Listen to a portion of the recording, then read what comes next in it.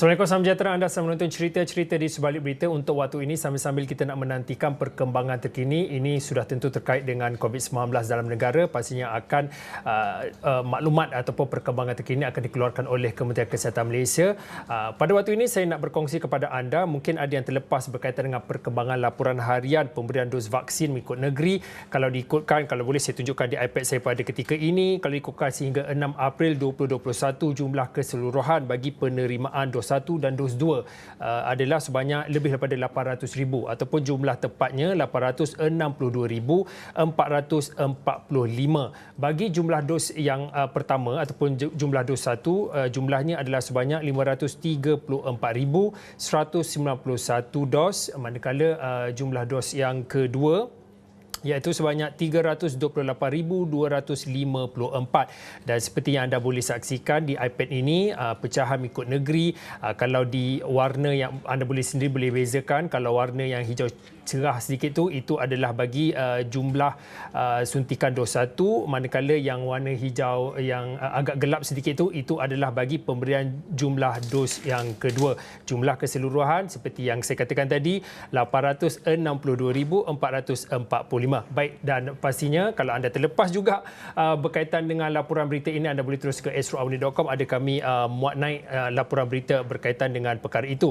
Baik, untuk waktu ini, satu lagi perkara yang saya ingin beri tumpuan khususnya dalam cerita pada ketika ini, kalau diikutkan semalam, Yang di-Pertuan Agong dan Raja Permaisuri Agong berkenan untuk menerima reket Lee Zijia, yang mana jaguh yang merangkul juara seluruh England 2021, dan reket itu digunakan oleh Zijia ketika menewaskan juara bertahan dari Denmark Victor Axelsen pada perlawanan akhir yang mana yang berlangsung di Birmingham pada 21 Mac lalu.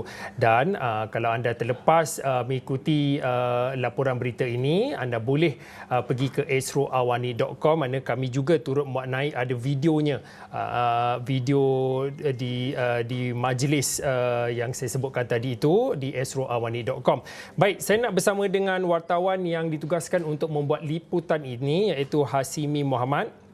Hasimi, mungkin boleh kongsikan pada ketika ini, kita tahu bila melibatkan jemputan dan juga urusan bila ada liputan wartawan dan juga warga media dikendaki untuk membuat liputan di Istana Negara, ada protokol-protokol tertentu. Mungkin pada waktu ini mungkin boleh dikongsikan sedikit berkaitan dengan protokol dan juga perjalanan majlis pada petang semalam. Baik, terima kasih Fauzi di Bukit Jalil. Betul, di mana kalau melibatkan kepada jemputan dari pihak Istana Negara, pastinya protokolnya sedikit ketat, sedikit yang perlu kita patuhi dan ikuti.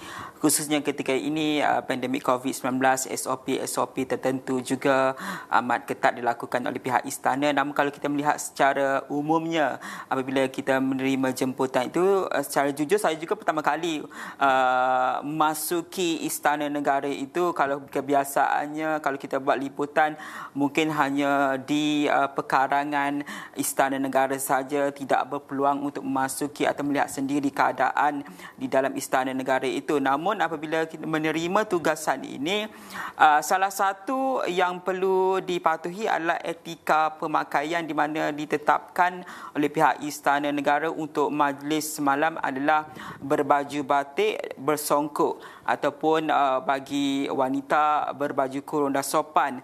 Ada juga diberi kelonggaran sedikit jika tidak berbatik, perlu memakai suit color gelap dan sebagainya. Itu antara etika pemakaian yang wajib dipatuhi oleh media ataupun tetamu-tetamu jemputan yang menghadiri majlis berkenaan.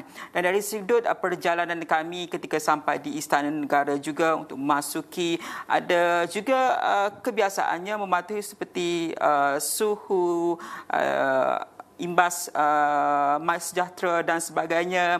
Dan juga sepanjang kita menunggu keberangkatan tiba ke bawah Duli Yang Maha Mulia itu, Yang di-Pertuan Agong Al-Sultan Abdullah, kita diberikan taklimat oleh pihak pegawai Istana Negara bagaimana aturan majlis, protokol-protokol yang perlu dipatuhi sebaik saja keberangkatan tiba Al-Sultan Abdullah dan juga Raja Permaisuri Agong itu, apa yang perlu dilakukan, apa yang yang tidak boleh dilakukan dan macam mana perjalanan majlis, kedudukannya, bagaimana itu diperincikan oleh pegawai istana untuk memastikan bahawa protokol-protokol itu dipatuhi dan kita tidaklah orang kata melanggar ataupun sesuka hati.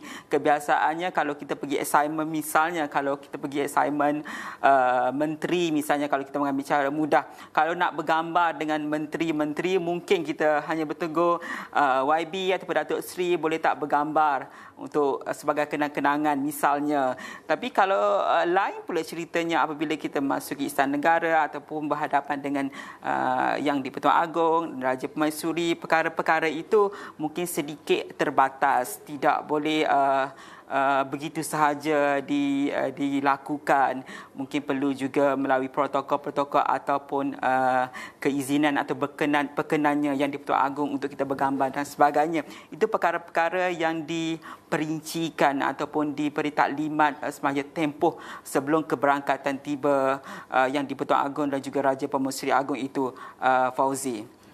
Hasimi, seperti yang Hasimi katakan tadi, kalau ikutkan pengalaman, ini kali pertama Hasimi berkesempatan untuk masuk di dalam, kalau biasanya kalau membuat liputan di luar perkarangan Istana Negara itu, tetapi kali ini diberi kesempatan untuk bersama dalam majlis jamuan teh pada petang semalam. Kalau boleh saya nak tunjukkan sedikitlah, ini adalah beberapa keping gambar yang dikongsikan oleh Hasimi, keterujaan Hasimi bila mana dapat bersama dengan jago badminton Lee Zijia dalam majlis jamuan teh di Istana Negara, dan juga beberapa keping gambar lagi lah yang Hasimi kongsikan.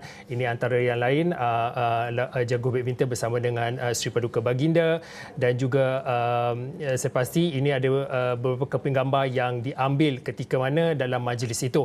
Hasimi, kalau boleh dikongsikan, saya difahamkan Hasimi juga turut menemu bual Lee Zijia untuk satu program ataupun satu temu bual khas, tetapi belum lagi dikeluarkan. Tapi mungkin boleh dikongsikan sedikit intipati daripada temu bual berikut. Baik, betul Fauzi. Kita jangkakan tarikh untuk siarkan sesi temu bual bersama dengan Jizia itu pada Ahad ini, di mana kalau kita boleh beri bayangan sedikit antara intipati dalam temu bual tersebut.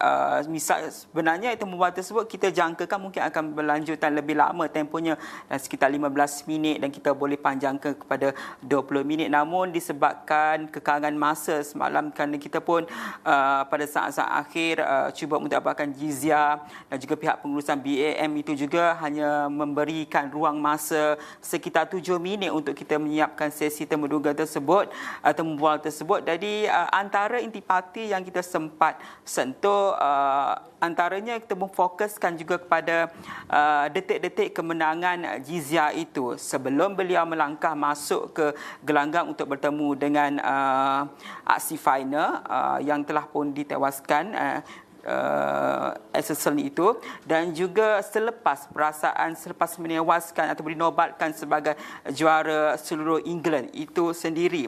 Dan juga kita menyentuh kepada bagaimana percaturan perjalanan Jizia, di mana pada suku akhir beliau juga bertemu dengan pemain nombor 1 dunia, sebelum kita melihat juga detik kejayaan bersejarah telah dilakarkan oleh Jizia. Itu juga disentuh oleh Jizia itu sendiri, dan juga kita melihat kepada siapa Jizia itu. Mungkin 23 tahun lalu tiada siapa yang mengenali Jizia, dan ketika ini kejayaan yang dilakar oleh Jizia itu membuatkan nama beliau disebut-sebut, mungkin juga pengganti kepada Datuk Lee Chong Wei, dan juga siapa di sebalik kejayaan Jizia itu. Perkara-perkara itu disentuh oleh Jizia, khususnya mengenai cakap-cakap ataupun harapan rakyat Malaysia bahawa Jizia ini akan menjadi pengganti kepada pemain legenda Datuk Lee Chong Wei. Diberikan jawapan oleh Jizia sedikit, kalau kita boleh beri gambaran bahawa Jizia tidak mahu disamakan atau dibayangi oleh Datuk Lee Chong Wei. Itu antara yang dikatakan oleh Jizia. Selain juga kita melihat kepada perjalanan masa depan Jizia itu sendiri, khususnya untuk berdepan dengan Olimpik Tokyo dijangka Julai ini, dan juga bagaimana kita melihat kepada persediaan dari segi petua, stamina Jizya itu sendiri untuk memastikan bahawa misi pastinya untuk mendambarkan sebagai pemain nombor 1 dunia. Dan bagaimana persediaan Jizya ke arah itu, Fauzi, itu antara rangkuman yang akan kita siarkan nanti. Dan Zijia yang dimasukkan oleh Hasimi, dan kalau boleh saya nak kongsikan sedikit daripada apa yang diberitahu ataupun yang dimaklumkan daripada kenyataan Istana Negara berhubung dengan Zijia ini, yang mana antara lain kenyataan yang berasingan yang mana memaklumkan Al-Sultan Abdullah turut menzahirkan harapan agar kejayaan yang dicapai akan menjadi pemangkin kepada pasukan badminton negara dalam mana untuk terus bekerja keras dan juga cemerlang pada masa hadapan. Dan ini dipetik daripada kenyataan berasingan yang dikeluarkan selepas pada majlis jamuan teh di Istana Negara. Kalau boleh dalam 1-2 minit yang akhir ni mungkin boleh dikongsikan secara keseluruhannya bila ini adalah peluang untuk Hasimi sendiri dan juga jurukamera Rozi dapat membuat liputan seperti ini di dalam istana. Mungkin boleh dikongsikan bagaimana secara keseluruhannya pematuhan SOP, kerana kita masih lagi dalam fasa pandemik, masih lagi ada beberapa peraturan dan juga SOP yang perlu dipatuhi oleh semua. Mungkin boleh dikongsikan pelaksanaan dan juga pematuhan SOP secara keseluruhan dalam majlis petang semalam itu. Fauzi, di sebalik kita keterujaan media masuk ke Istana Negara, kalau melihat kepada SOP itu sangat ketat sekali.